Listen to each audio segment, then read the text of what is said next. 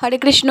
আচ্ছা, যদি জিজ্ঞেস করি ভগবান কিসে সন্তুষ্ট হয়, হয়তো 99.9% মানুষ এটাই বলবে ভগবান সন্তুষ্ট হয় ভক্তিতে। তুমিও হয়তো এটাই বলবে, আবার নাও বলতে পারো।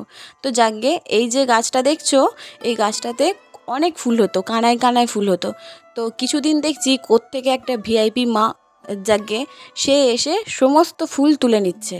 তো ফুল রাখছেই না, কোনো দিন রাখে কোনো দিন রাখে না। আগের দিন আমি দমে গালাগালি দিয়েছি। এই যে আজকে দেখছি দয়া করে কিছু ফুল রেখে গেছে, যারা আমাকে দেখে লুকোচুরি খেলছে। তো দয়া করে যখন রেখেছে, আমি দয়ার জিনিসটা নিই, সে যেই করুক, তবে দ্বিতীয়বার দয়া করার সুযোগটা রাখি না।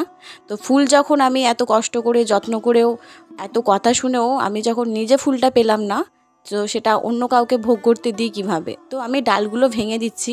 এবার পাচ্ছি না বলে যে ভেঙে দিচ্ছি, ব্যাপারটা এরকম নয়। গাছগুলো মাটিতে শুয়ে গিয়েছিল, যেটা আমার অনেক আগেই করা উচিত ছিল, তো সেটা এখন করছি। সব ডালপালাগুলো ভেঙে দিচ্ছি, শুধুমাত্র ওই গোড়াটুকু রাখবো, যাতে সামনের বর্ষা এলে আবার নতুন করে ডালপালা বের হয়।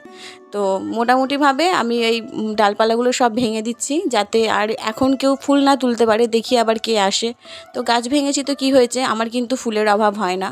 তো আমাদের এখানকার লোক সেটাই ভাবে যে ভগবান ভক্তিতে সন্তুষ্ট হয় না, অন্যের গাছের ফুল চুরি করে সেটা ঠাকুরের পায়ে দিলে মা লক্ষ্মী বা অন্য ঠাকুর একদম সুখ শান্তি ধন সম্পদের বন্যা বইয়ে দেয়।